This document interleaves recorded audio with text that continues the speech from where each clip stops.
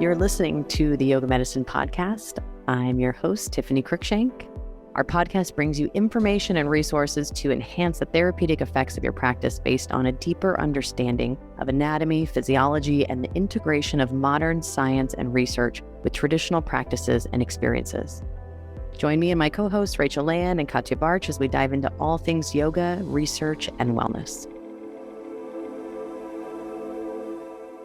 All right, we're back. And I was just chatting with Rachel ahead of time about how I have done very little preparation for this, which just seems perfect for restorative because nothing is needed. And I'm really excited to have a casual conversation about restorative yoga because as both a student and a teacher, it's really hard to grasp the significance of the work here that we do in a restorative practice, some of the highlights of what's important and how it can be impactful, and some key takeaways both within your own practices and why you might want to add it into your repertoire. There's so many things to do now. I feel like it's hard to open up your phone, whether that's email or social media or text or whatever that might be, and not see like all the things you have to do.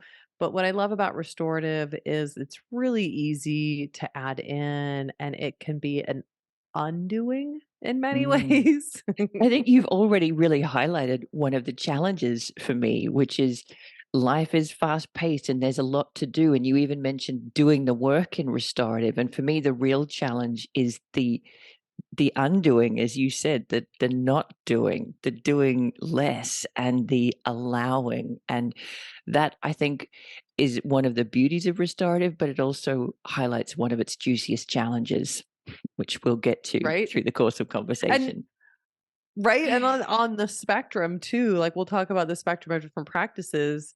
I think even in comparison to something like meditation, which we might consider the great undoing, just sitting. And, there's a lot of techniques within that, which are beyond what we're going to talk about today. But restorative is nice because it does actually give us something to sink our teeth into A container. a little Yeah. bit, a Yeah. container. Yeah, I like that. So, I think just like, first off, like what is restorative? How do you even define it and put a label on it and capture it, especially nowadays when there's so much fluidity within the practices, which I love because I don't think it's like clearly separate. I mean, it's all a practice of self-awareness and introspection and all the things. We don't need to go into that defining yoga, but like restorative yoga for me is really about training the nervous system primarily. And you could And almost think about it in that fluidity of styles being a little bit like yin and yang theory, in that you can almost define some restorative poses or practices in contrast to what we've been doing already. Like even one seated pose has a restorative element compared to the standing practice that we were doing before it. But when we think about this as its own style, I think it has some sort of identifiable factors, some sort of elements that we would see. And the first one that always comes to my mind is time. We're going to be in a shape for a long period of time, maybe as little as 5 minutes, maybe as many as 20 or even longer, depending on your teacher. And because of that really long period of time, what we're looking for is a lot of support. And so I also think about restorative being defined by lots and lots and lots of props, kind of filling the spaces between our body and the floor so that there is this sense of us being held, as opposed to, we'll talk about yin in a little bit, as opposed to being held by tension or compression, being held and supported instead by props. yeah, I love that. And I really think, just to start out with that most simplistic awareness of really thinking about this. And obviously, there's more to any modality, but really Mm, thinking about this as a nervous system training. mm, And, what you say is kind of bring the ground to me or fill that space between me and the ground. It gives those contact points that give our nervous system permission to kind of give into and accept that support. And sometimes it is mm, like a conscious awareness of reminding ourselves, okay, you can relax into this support beneath mhm, you. And sometimes that can be. I mean, I think it sometimes it's needed to even be a little shorter, so it might even just be a couple or a few minutes, but ideally, in a perfect or not even a perfect scenario, but oftentimes, we're aiming more for 5 to 10 minutes or more Mm, in each of these practices to allow the nervous system time. I think of it as like time to integrate. Like you might, mm, if you have ever taken Chinese herbs, like actually brewed them yourself. There's a lot of different ways to take Chinese herbs, but if you brew them yourself, which isn't used a lot anymore, or even just brewing tea, like you have to let it sit and mhm, stew and really steep, or like making chicken noodle soup or bone broth or something. Like you're really steeping in that potency by mm. letting it sit. And I feel like it's very similar in I restorative too. I That's the love that. I visual. hadn't thought about that analogy, but I really like it. And I love the fact that we've talked about the nervous system already. Definitely the defining feature of restorative is that it's intended to be deeply soothing for the nervous system. And I think about the pose being one that offers very little stimulus. Like you're not feeling a stretch, you're not feeling any deep sense of compression or twisting or shearing. And yet, you mentioned that there is some stimulus for the nervous system. We're looking for points of contact with the skin so that there is this sense of I can feel my weight being held. I can feel Mm, myself being supported. There is a structure into which I can relax. And it's almost like in the first phase of the pose, you're connecting to those touch points with your senses. And then once you've accepted them, there is this deeper sense of stillness that results. Like, since I am being held, since I can feel these contact points supporting me, now I can more deeply give into that support and relax. yeah. And I would almost say instead of stimulus to the nervous Mm, system, I would say support. Because I think yes. we get confused sometimes with that. Stimulus might sound stimulating. No, It's I know definitely not exactly a what you mean. I remember having a conversation with a client where she said, I really need to suppress my nervous system. And I was like, no, no, no, we don't want to suppress your nervous system. We need it to do its work. We want some opportunities to soothe it for sure, but we don't want to suppress it. It's doing good work. Let's keep it doing that good work.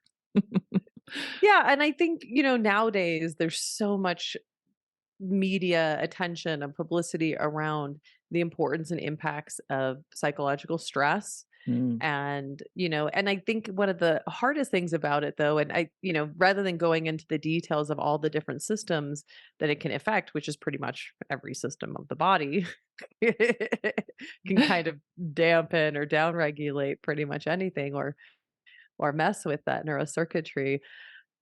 One of the most frustrating things, though, I think, is that so many times, especially in medicine or healthcare, the answer a lot of times is like work on stress. mm, And it's a lot easier said than done, to mm. be able to say that, I think, to a patient a lot of times can be more frustrating than helpful because to them they're doing their best and maybe they're Mhm. doing all the things. They're exercising and doing yoga and maybe they're already doing breath work and eating well and sleeping well, like, and Yeah, that can be really frustrating to hear, yeah. I think.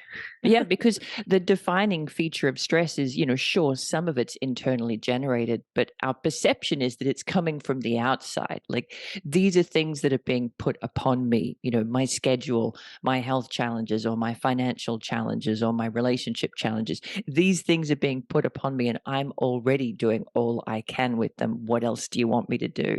So you're right. That Right? can be the most frustrating advice of all. And I think what's really interesting too, and I'll just mention this as a side note too, I think that's where yoga philosophy becomes really important is sometimes just those little tiny seeds we plant as yoga Mhm, teachers, maybe around the yamas and the niyamas or some mhm, other part of yoga philosophy. There's many little tidbits that can kind of, I think, help just shift our relationship to stress. I mean, even just mm, knowing that there is a positive stress can be helpful too, that stress mhm, isn't inherently bad, but it motivates us. And I think the beautiful thing about restorative as an antidote to psychological stress is that it actually asks us to do less. It's mm. not necessarily, you have to remember to practice, but I think a lot of times for like the patients that I work with who have burnout or a lot of, exhaustion or issues related to stress, a lot of times by the end of the day, those symptoms are the reminder. And Mhm. then, once I can get into a pattern of doing this and having that, just like a muscle, I have to rebuild the tone of the nervous system and the parasympathetic nervous system, um, and with the daily some kind of daily inputs, Mm. right? So So I let's think the restorative wrap can up be what simple. restorative is, and then you've already shifted gears to who it's for or how it can help. So we're thinking about gentle poses. You're not going to be feeling much sensation. You're not going to be engaging muscles. You probably won't be feeling a stretch. You're going to be on the floor or close to the floor and supported by a pretty wide range of props, usually blankets and chairs and straps and blocks and towels and bolsters. You might even have weight over you to give you that comforting sense of kind Mm, of being like held. sandbags. Sandbags, yeah, or if you're at home, maybe a bag of rice wrapped up Nice. in a towel, something along those lines to give you that sense of being really held. And then in It's terms of cool too because I feel like practicing at home now, if you can be creative, you can make a lot of those props yourself. oh, for So sure. I think one of the things too is really nice that yes, ideally what you just said is a great definition of restorative, but I think it is helpful to also consider that at some point, if we're traveling or we don't have those things, we can either adapt or find a way to find this sense of support just by the ground. I mean, it's not Mhm. optimal. Optimally, in a restorative practice, we have a whole bunch of props. But I But you're do still absolutely think it's right. possible to practice without having all of those. And part Yeah. of it is reminding myself to lean into the floor or Mm. reminding myself that I don't have to engage right now, with Mhm. the muscles or tissues. Yeah.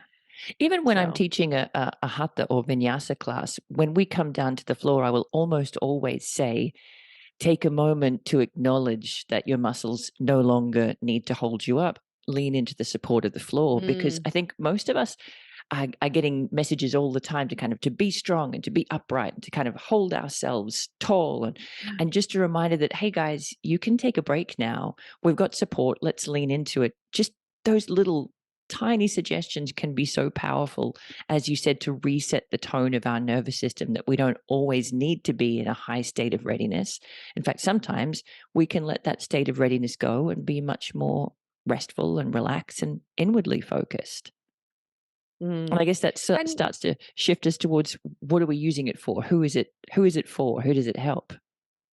Well, and I think you can find restorative again as a spectrum that, even in Shavasana is Hmm. a restorative posture. And, again, ideally, a more traditional restorative practice would have a lot of props and support and be really decadent and amazing and be there for 10 or 20 minutes in Shavasana, maybe having some guidance, maybe not. Mm, But even at the end of a practice, we have this moment to take that kind of restorative quality to mm, restore, to mm, rebuild, to nourish, to build back up. In mm, Chinese medicine, we look at these, yin and yang qualities you were talking about too. The yang is this very active, very outward, very motion focused, going and doing and creating, which is important. It's sympathetic, mhm, right? It's not a bad thing, but these yin practices, which isn't necessarily stylized yin yoga, but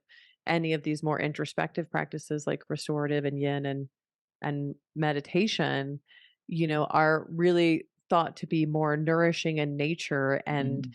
really balancing to the busyness of our lives. So even though, like I think there's such a big wave now of the importance of strength training, but which thank goodness, right? I'm Yeah, glad that everyone's agreed. becoming aware of things like active mobility and strength training, things that you and I Mhm. have talked about for decades. And Yeah. um, however, like we have to keep seeing the big picture, right? And Mhm. everything has its place. So, who is 100%. this for? I mean, I think it's for every human. I mean, especially people who don't have some sort of nourishment, for people who feel depleted or Mhm, exhausted or really tired at the end of their day. mm, Um, for people who feel like they're giving more than they're receiving, who feel a sense of just needing this deeper nourishment, or mm, also if the nervous system feels on high gear, like if people who get really overwhelmed easily,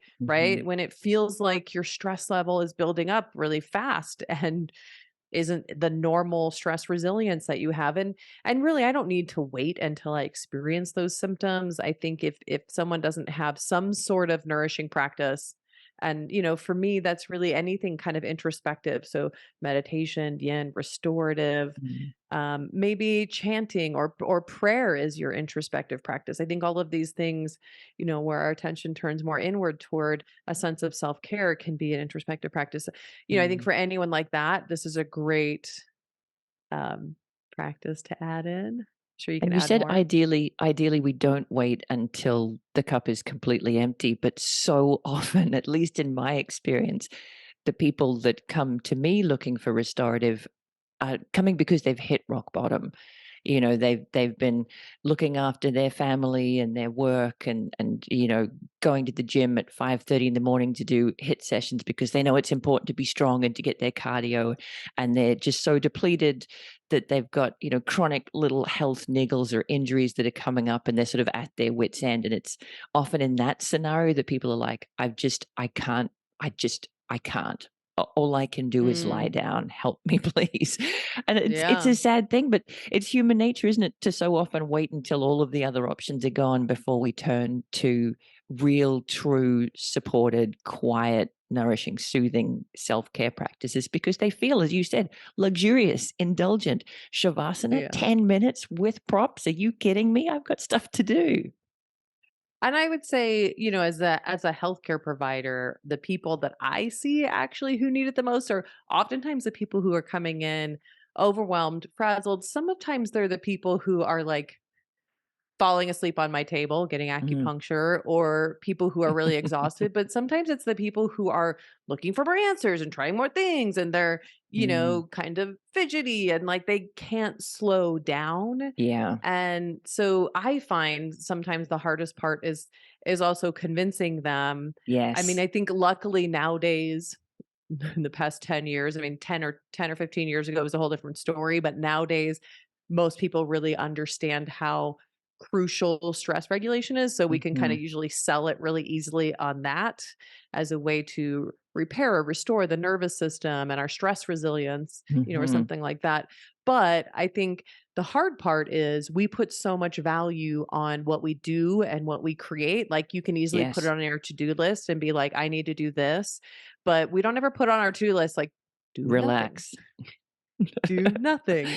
You might put 3:30 to 5 meditation on PM. there, and Yeah. and sometimes restorative creates a nice container for that. So like I Yes. could put 10 minutes or 20 minutes of restorative, like one pose is Yes. usually what I give to my patients, who Mhm. really need this, is just the one pose that they do. And they'll usually just start with a couple of minutes at the end of the day. And usually that'll turn into 5 or 10 and maybe a few more poses at some point. But as a Mhm. great way to also help transition the nervous system for people who have circadian rhythm issues, it can be really helpful for sleep and restoring that natural energy, um, Yes. movement, or Yeah. energy fluctuations through the day. Because we're primarily working on the nervous system, you're right. That's where it kind of plugs through the nervous system into all of the other systems of the body. So, sleep regulation and energy and mood, and also immune function, and also hormone regulation, all of the other Mm, systems that the nervous system has big inputs into and pulls big levers on. digestion. Exactly. Yeah. Digestion. Yeah, of course. That's where you Everything. can kind of use restorative as your in to re-regulate the nervous system to impact all of the other systems. So you're right. It's almost like who needs it? Pretty much everybody.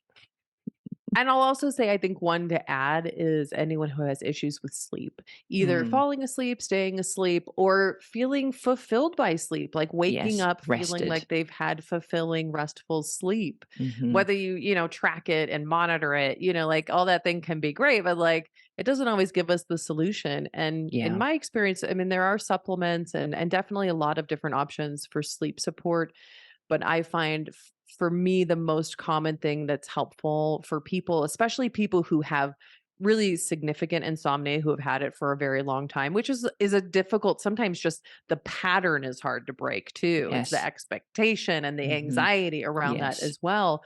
Um, But for me, I think one of the most beneficial things, especially for people who have had insomnia for a while, is letting go of, there being some answer to you sleeping tonight Mhm. and focusing on retraining the nervous system by helping to regulate this cortisol rhythm through the day. So a lot of times having a short restorative practice. I find for some people at the end of their day as a way to transition from daytime active work mode doing to Mhm. evening, slowing down, dimming the lights, Yes. calm vibes that head into night. Like I just slowly dim Mhm. my lights through the night. Or for some people, it's more kind of right before bed. I find for a lot of people doing it at that transition is best because it kind of starts. And, I tell people that to like have that in mind that this is going to kind of start to help you Yeah. transition Like in the turning down the evenings. volume knob. Yeah. And Mhm. and it's again like a muscle nervous system, sleeping, all of it, Yes. that it's not just gonna be an instant fix, but it has to be something that I'm training over time. And, obviously with Yes. medications and things that gets more complicated and things they need to talk with their healthcare provider with about, medications, of course, but, I totally very, agree. very I think helpful. even if there isn't an impact on sleep, which often there is over a period of time, just that feeling of, well, I'm doing what I can. This is something that I can do. I can't control whether or not I'm going to wake up at 2 o'clock. I can't control how quickly I fall back to sleep, but I can control this. I can set myself up to turn down the intensity of the day and to start kind of turning the volume down and making things quieter. The rest of it's to some extent out of my hands, but this is something I can do. And I think for people who, as you said, have been wrestling with something for years that feels like it's happening to them, having some action Mhm. that they can take, even if it's the inaction of restorative, just changes the Right. internal environment. Like I have some control and I'm doing what I can. And there's so many great teas and vitamins and supplements and Yes. herbs and things that you can take in nutrition and foods. Like there's so many Hmm. different ways to look at sleep. But for me, the nervous system really is the root of it all. And Hmm. so, do those things too. And, obviously talk to your healthcare provider, whoever you like to work with. But this is kind of like, for me, the investment in the long term. And again, we know, like nervous system, we know that the sleep is important for everything, which Hmm. makes it even harder when someone's not sleeping well, Yeah. because then there's more pressure. Then you're So, lying awake at night long-term investment, knowing all of the terrible things that are supposedly happening to your brain and your body. Yeah, it adds right? to the anxiety Ah, significantly. and then, you're gonna feel bad tomorrow, and then you're like, "I need to go now," right? Yeah, Yeah. so, Oh, yeah. great for a lot of different things, whether Mm, that's sleep or energy or just, like, preventative medicine, mhm. optimal health, regulating the Putting nervous back system, in. Mhm. the antidote to busy modern day life. I Yeah. think if you're one of those busy people, like for a lot of people, they can run on high gear for a long time and maybe feel really good until they don't, right? And Yeah. we all have a different, time frame of that, but eventually we all have to give back to our bodies Mhm. because they give us so much. It's true. Yeah, and perhaps this is a good time to talk about similarities to yin yoga and contrasts with yin yoga, because often the two styles get kind of intermixed and intermingled. And I guess there is a Venn diagram where they do overlap to some extent. But when we're thinking about the style of yin yoga and not the quality of yin that you were talking about earlier, we're still thinking about poses that are usually on or pretty close to the floor. We're still talking about relatively long holds, although I think yin tends a little bit shorter, maybe 3 minutes or 5 minutes, or maybe a maximum of seven. Whereas with restorative, we're thinking longer periods of time in the classic restorative style.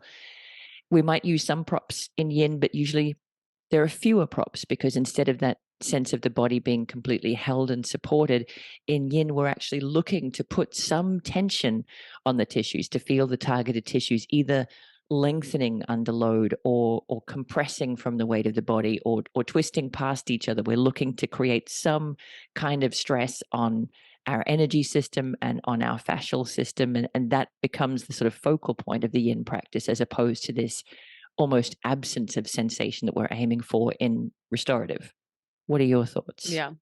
Totally. I mean, I think one, and again, there's a spectrum where they do overlap. So Mhm. there is a lot of overlapping, like, a yin pose might be held for 5 minutes, and a restorative pose might also be held for Yes. 5 minutes. That might be the top of the yin spectrum and the bottom of the restorative, Hmm. but there is some overlap. And also, I think the big thing is, a lot of times in yin, and you know, I think we've done podcasts on yin and gone into detail more on that, and fascia and stuff, and a lot of other episodes.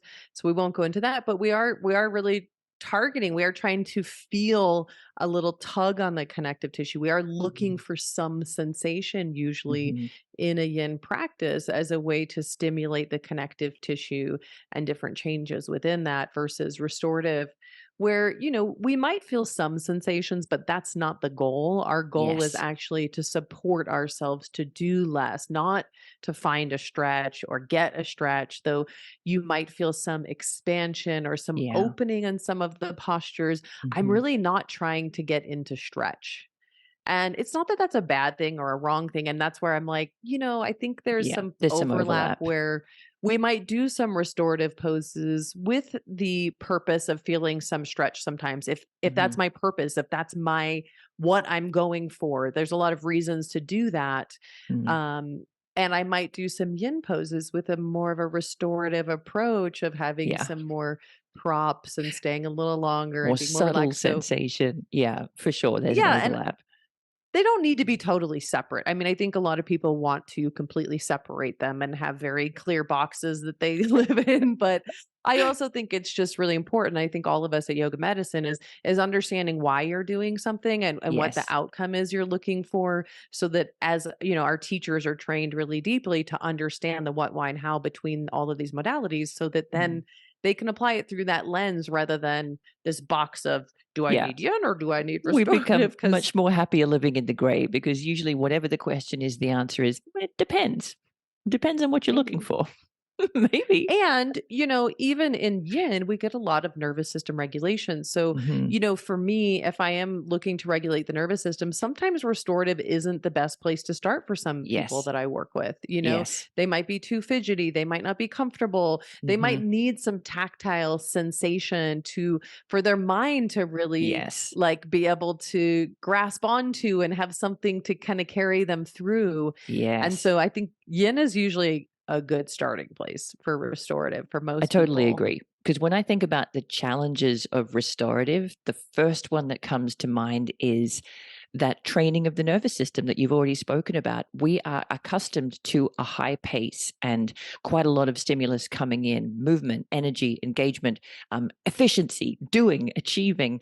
And to shift from that to the absolute opposite, quiet, stillness, often there isn't much sensation to hold your attention. And so your mind is just free to roam. Now, that can be a wonderful thing. But when you've come from 100 miles an hour to 0 miles an hour, that space can be kind of terrifying. There can be, too many places for your brain to go and not enough to hold its attention. And I mean, there are definitely ways to teach to give people a focal point, but it can be too Yeah. abrupt a shift in pace. And yeah, that can be terrifying or Yeah, and I boring. think for people who are restless, Hmm. and both we all have days where we feel a little restless, or maybe restless legs. I know for Hmm. myself and for people that I work with, um, I think a yin practice can be, for most people, a lot of people, a lot nicer than a restorative when they're feeling really restless, because it Hmm. does give some stimulation to the tissues.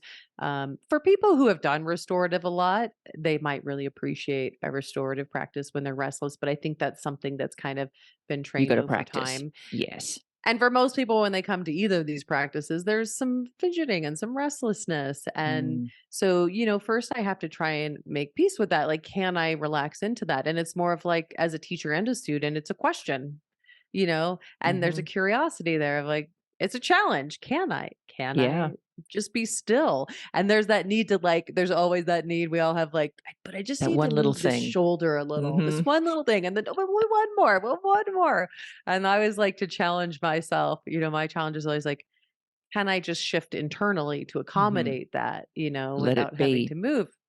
And sometimes maybe not. And that's Mhm. okay. You can move. It's not that you're not allowed to move, but And sometimes with students we have to accommodate that too, and realize that, okay, I wanted to do 5 minutes with them, but today I think maybe we just do three. Yeah. you know Yeah, I love that. And I think yin for me almost makes a little bit more space for everyone's going to look a little different. And you might not feel precisely what the person next to you is feeling, but can you find something that you can make peace with, have a conversation with, and stay with there?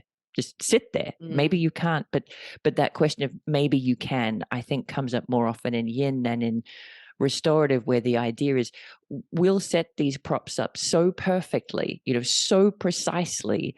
And, in reality, definitely for me anyway, that precision itself can be frustrating. The sort of fussiness of having to have a blanket folded exactly this way underneath exactly this part of my body, maybe I still don't feel completely held or supported. And so I think it's really helpful mm, to bring the same mindset into restorative of maybe I don't feel nothing. Maybe I don't feel yeah. completely even between left to right side. It's okay. Can I just make space for that to be as it is without it needing to change today? I love that. I Mm, love that. And I do think sometimes we can become a little dogmatic about restorative. If you take not so much with us, but I mean, we definitely have guidelines of how to fold blankets for certain poses, but sometimes, we get too rigidly attached to it being yeah. the exact same way for every person, and we forget, just like our other yoga practices, that bodies are different and Hmm. subjective experience is different, and all of our past experiences are informing how we feel in our body. And so, Hmm. the subjective experience is still really important. I do, the precision can be really nice for some people and comforting to be like, I'm setting this up so strategically to Yes. create a container where I can really relax. And then once Yeah. I'm there, I can. But like you said, even then, you still want to fidget. And I have to make peace with that Make peace with it. internally of like, hmm, it's okay And I if think it's that not in itself perfect. really shows you that this is the reason why different styles appeal to different people. The same thing that feels really comforting and reassuring to one person can feel kind of frustrating and overbearing to another person. And there's room for individual differences. So when it comes to that challenge of retraining the nervous system to be content with less stimulus and less sensation and more stillness, you already offered a great suggestion, which is, maybe you start people off with yin as a gateway that gives them sensation as a focal point and usually has slightly shorter holds. Or maybe you just do one pose. You just pick a shape that they like the feeling of. You do one pose, you just do that pose either as you're transitioning out of your busy day toward the evening or before bed. So I think that's a great in. Once you've kind of settled in a little bit and gotten some of your fidgets out and maybe made peace with the rest of them, one pose, 3 minutes, 5 minutes, that's doable for most people. And the other Yeah. And I suggestion, think, oh, go ahead. I was just going to say the other suggestion that has worked really well for me is to alternate really mellow movement with a restorative pose, Mm, especially for people who have been in, chronic fatigue or persistent pain, and their ability to listen to the signals of the body has become a bit disrupted because through necessity they've had to stop listening to those signals. It can be a really nice in to movement. I'm going to do some cat and cow, and then I'm going to set myself up in a restorative shape for 5 minutes and go, how do I feel after that movement? What's coming up for me? Is there any of my pain coming back? Because, for some people, it can be a sort of fearful thing of what if the pain comes back if I do that movement? I've used restorative as a sort of retraining of our sense of interoception so that people can then trust their own capacity to listen to the signals of the body and respond accordingly. So that's another tip, a little mellow movement and then restorative. I think similarly, what I was going to say is that sometimes just doing even more vigorous movement beforehand, especially for Hmm. people who are really fidgety, which is why I think like traditional hatha or vinyasa classes are kind of a great gateway into Hmm. restorative and yin practices, because they actually do teach us to direct the energy of the body into a still introspective place in shavasana eventually. And Hmm. maybe that's some restorative. I mean, like everyone loves a yang yin practice, with vinyasa and then either yin or restorative at the end. Those are Hmm. always big crowd pleasers. But For people who are really restless, which oftentimes are the people who are really exhausted. Like if you're familiar, if you've done our traditional Chinese medicine training, the yin deficiency types are usually kind of irritable and restless Hmm. and maybe having some hot flashes or night sweats, not to be confused with just menopausal women, females, but also tired when they do finally slow down. A lot of times they're the busybodies that kind of can't really slow down and don't really slow down. But when they do, they notice how tired they are. Hmm. And for those people, again, I think with that restlessness, it's good to use some movement to channel it, whether that's what you're saying is kind of Yes. slow, breath focused movement, or whether that Or is something more more vigorous. vigorous. Yeah, if people are up to it. We spoke about this too in the podcast with Aisha Fakro on anxiety. And also actually with Caroline Weiber about anxiety, where I think logically our minds would go to, well, if we're working with somebody who's anxious or if we ourselves are experiencing anxiety, obviously we need to relax. So restorative or yoga nidra or meditation would be perfect. But as Aisha said, you've often got to close the loop first. You've got to give that agitation an outlet first before we're able to kind of, all Yeah. right, here I am. So yeah, pairing it with movement, big thumbs up from me. And in the mental health Chinese medicine training, we talk about the differentiation of anxiety and depression and Mm. different mental health conditions and how they can be really different. They can be that yin deficient pattern, they can Mhm. be yang deficiency or stagnation. There's so many different options which can kind of help us discern too, and we can do this trial and error as well, like to see it's, potentially why some people who have anxiety respond really well to restorative Yeah, and yin and others and some don't, people don't, yeah. and sometimes we just have to get there. Sometimes it's just a training thing of getting familiar with the practices and building the muscle of the nervous system, so Mhm. there is a lot more to it. But, I think just in your own self practice, watching how your body responds, does it amplify or dampen the anxiety that you feel or Mhm. just the experiences you feel in your body. We learn a lot just from our own experience too. Yeah, and I think related to that challenge of, those of us who are anxious or fidgety or irritated, finding it difficult to settle into that more calm nervous system state. The other thing is, it can feel like an inefficient use of time.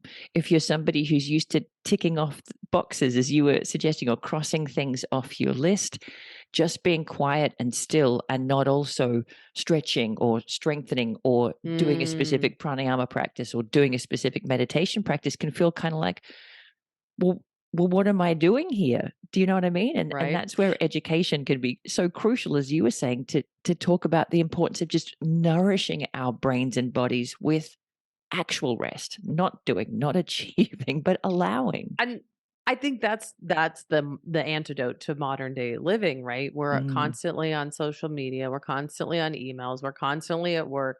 We're more efficient and productive than ever, but then also maybe less efficient as yeah. well. And there's always this FOMO too of Mm, like I need to do more. I need to, you know, add more to my list. And and even as it relates to health and wellness, right? We can mm, get pulled down all these rabbit holes. So it is a nice one to help train that clarity of mind. And I often think of the nervous system as we train the nervous system as going from one of like static to clarity within the mm. system, so it's able to better clarify all those connections to Yeah. regulate the body. And yeah, so I think it's just in many ways that what we talked about of like the undoing. And there might be an adjustment phase there where a lot of the times we've been describing restorative in a way that makes it sound as if, oh, it's just wonderful. The little emoji of the guy with the saliva coming out of the corner of his mouth, like, oh, it's just so luxurious. I'm all snuggled in. But your response, especially initially, might be like, well, I'm kind of bored. I'm not Awful. feeling all that much. This Broccoli. is, yeah, exactly. Broccoli, one of my favorite foods, but also, not super One of exciting. my favorite foods now, but was not Yes. was not as a kid. I Yeah, my love it mum now, used to but chop it up and say that it was parsley, which I was willing to eat.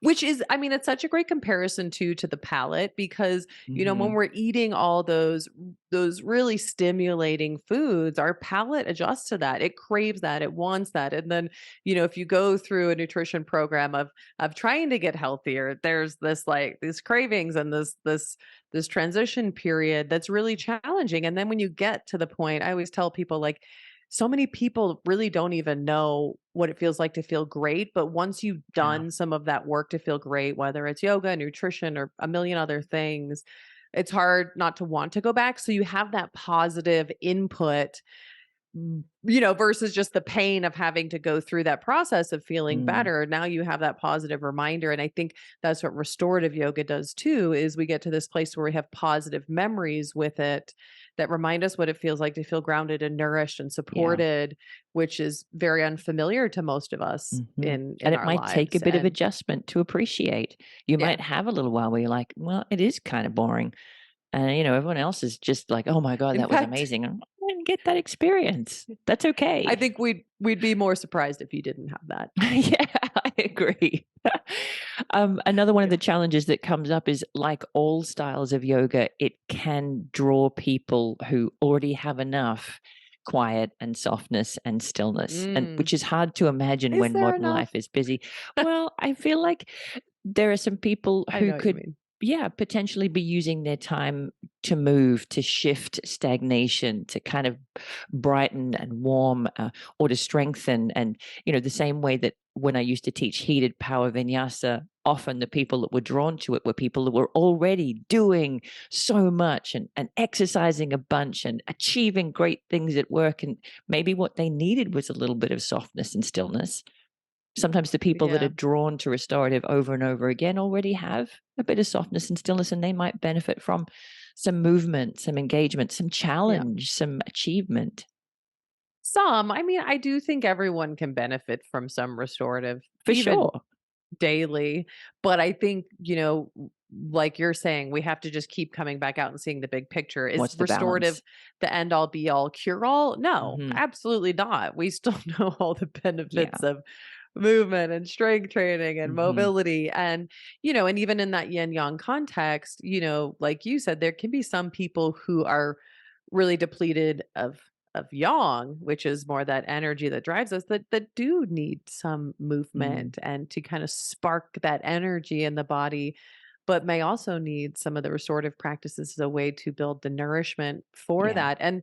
And sometimes people are in that category. I feel like sometimes people are really misunderstood in that, maybe the problem is that the nervous system is has that static and isn't able to do its thing in Mm. order to again mobilize its resources and prepare us to be able to do the thing that we need, the Yeah. movement or Yes. engaging with the world, being social and interactive, which can also nourish us. And, polyvagal theory and the complexity of, the broadness of the nervous system as well. Mm. But, I think there's more to it, but I think most people can benefit from some. I think Most people everyone don't can benefit overdo from some. restorative. I think it's just that question of there's never really easy answers when it comes to yoga, are there? It's not like everybody needs this and this is all they need. Everybody needs a balance of things, and that balance will be different. The recipe is going to differ for each of us. Not easy answers, but just I think easy in some ways. I think not easy in the sense that it requires investigation. Yes, There's not cookie exactly. cutter answers. Like Exactly. I'm going to talk to you for 2 minutes and I'm going to know this is exactly what you need. It really and it does like all holistic health modalities, it requires patient and student Mhm. interaction. It Mhm. requires your subjective input, which is, we often talk about as mindfulness and attention and awareness. And so, it's why I say all the time like the yoga for me is the foundation of healthcare because without this mindfulness and awareness, like how do we navigate health and wellness? Mhm. Yeah, you can take care of me in an emergency room setting, in a traumatic injury, but you can't really navigate health and wellness without a fine-tuned awareness. You can't just look at labs and Yes. tell everything. You still need to have symptoms and Mhm. experiences. And so Yeah. I think the introspective practices also give us a lot of that too. And so Mm. there's a lot of reasons why. I think it's important. And then, what we haven't talked about too is just that the beauty of restorative is, yeah, you can kind of start anywhere. You can start with whatever pose you're drawn to, but there's Mm, the beauty and intricacy of learning these traditional postures and how to support the body in different ways to stimulate the body and these systems in different ways.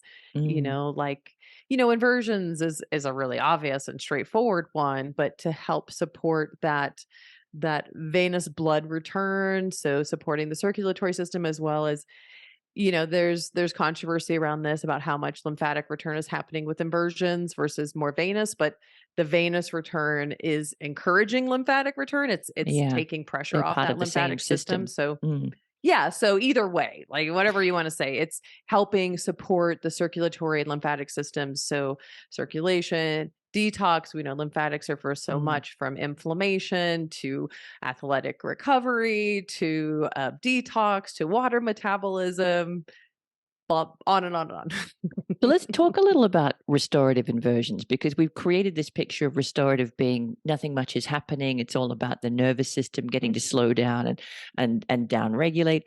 And then we talk about inversions, which I always think of in the context of headstands and handstands being like lots of stuff is happening. But restorative inversions are this really incredible place right in the middle where we can reap real benefits from changing our relationship to gravity in a way that doesn't require a bunch of upper body strength or stability or endurance, and has much slower and gentler influences on our circulatory system.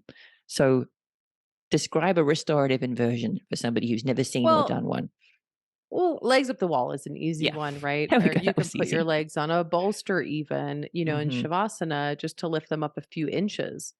And that's gonna change that flow of blood back toward the heart. We're just trying to get the legs above the heart and maybe the hips above the heart as well to Mm, encourage that a little bit more. But one of the things I love about restorative inversions is that we can stay there. I think there's yes. something beautiful and invigorating and challenging in a lot of different ways about doing more active inversions. But the beauty of these passive inversions is that as I'm able to stay like the soup or the tea, like I can Hmm. really steep in it and really start to accumulate a lot of those benefits that we see from the inversions that we talked Mm. about. Again, there's Time a lot of becomes different this magic reasons. ingredient. Yeah, to really allow things to change subtly and gently and slowly. Yeah. One thing I wanted to mention too, really quick, is just that, I think there's a lot of really great ways to support ourselves. And, there's a lot of great ways to modify with props now. We Yeah. started to talk about this before too, but, Yes. I always, with our online platform, I always want to make things accessible. I don't want to assume that people have the whole Yeah. arsenal of And you props, don't want to which make which are people feel like, nice. oh, you can't practice if you don't have, this mat and these blocks and this strap and this Yeah. bolster. Like, of course you can. You can practice with whatever you've got in your house. And the great thing is with online practice, unless it's live, you can just fast forward for a couple of minutes, Hmm. usually, unless the whole class is that. And a lot of times I'll mention that too. Yeah, But, we'll say. you know, and it is nice if you're practicing at home and you have the space to store a few things. It can be really decadent and nice to have those props. But the great thing about practicing at home is that there's always something you can use instead. Hmm. A lot of times that's just a lot of large bath towels, Hmm. which can be Fold up, used to rolled up. fold up to make a bolster ish Hmm. shape, right? Or rolled up to support, legs up the wall. You can put it under your sacrum, under your Hmm. pelvis there as a way to, encourage more of that inversion effect by lifting the hips.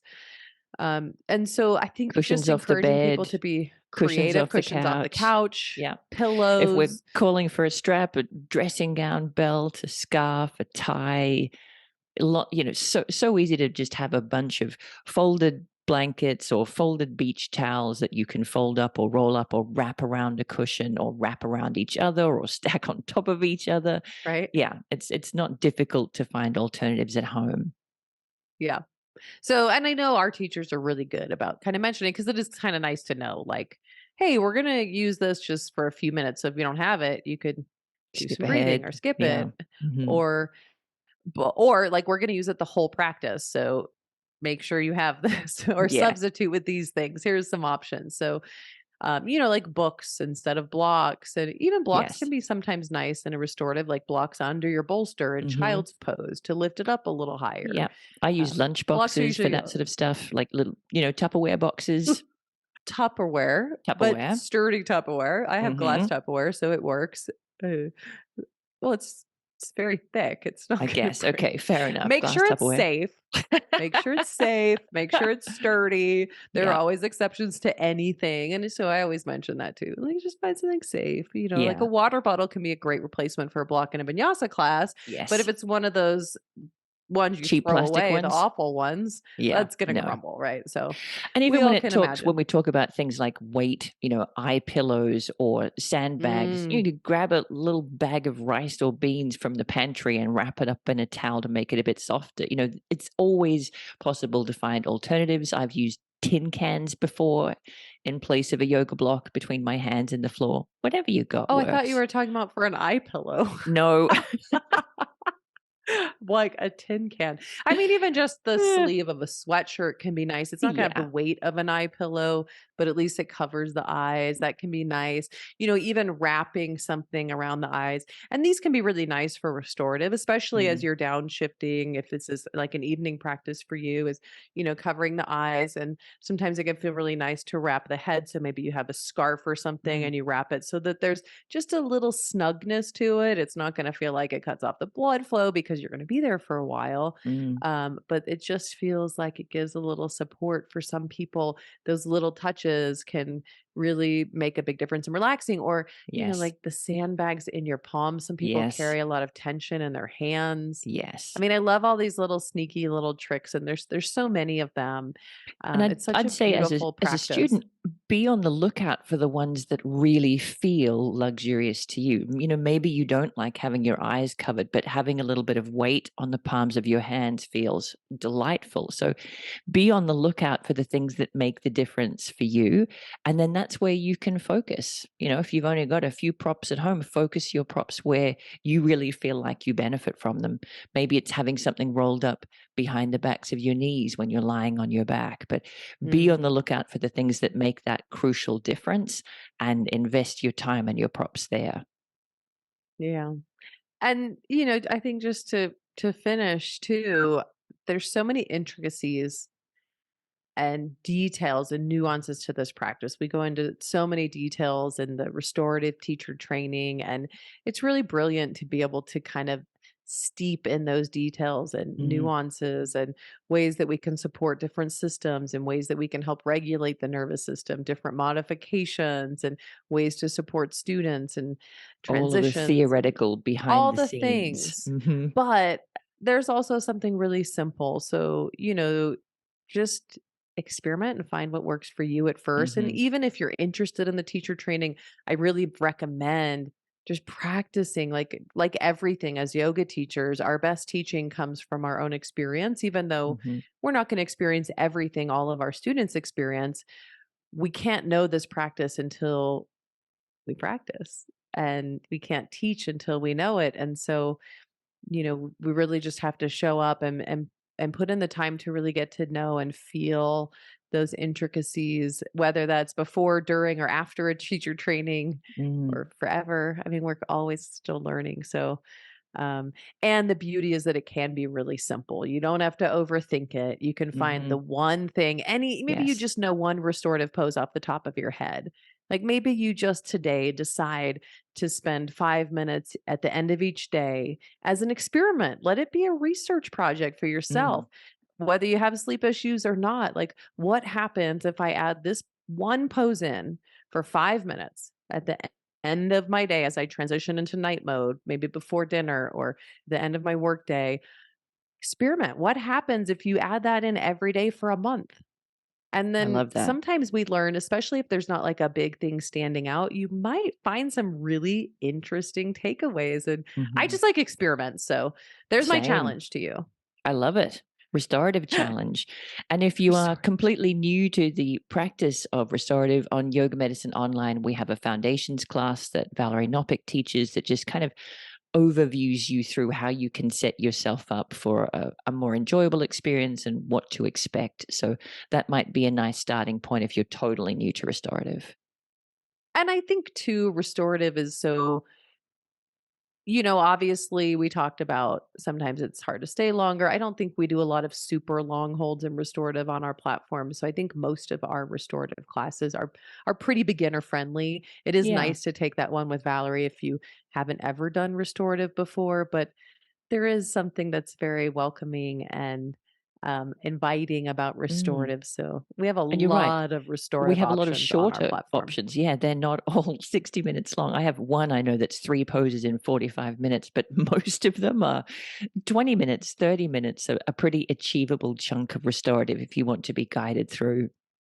Which I love because on that note of frequency over duration, which is I think really what comes to mind with this system, what's important is Yes, having a regular practice, even if that's only a few times a week. Like I don't want you to put a lot of pressure on yourself to have to do this thing every day, but like most days regularly. to have something that regular practice is really what's going to give you the results rather than doing an hour and a half once a week or once a month. Yes. So I love those short practices just because of that. And that's why, we have so many of those because it's Yeah, so it's just more doable. nice. And you're Yeah. right, when we're looking to retrain the nervous system to not just be able to be active and alert and ready and efficient, but also to be able to be slow and soft and quiet and introspective, we need that regular nudge like, hey, remember, you can go this way too. And I love that suggestion of little and often. It works for everything.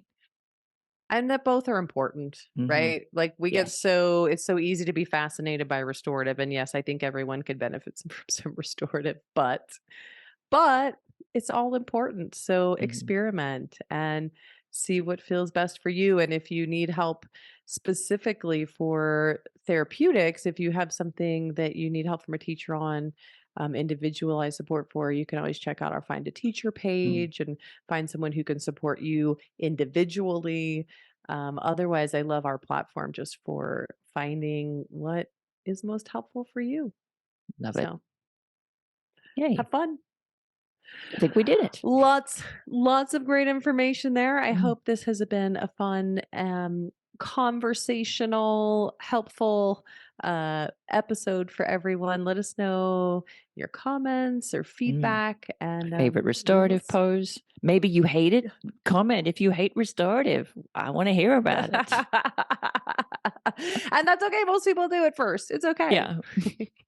Maybe once you've listened to this podcast, and that's the thing. I think this is where education is interesting. It Mm. changes how we see things. Once we assess and put some value on something by understanding it and Mhm. educating, then how we relate to it changes as well. So 100%. yeah, let us know, and we will see you next time. Thanks for joining us. Woohoo.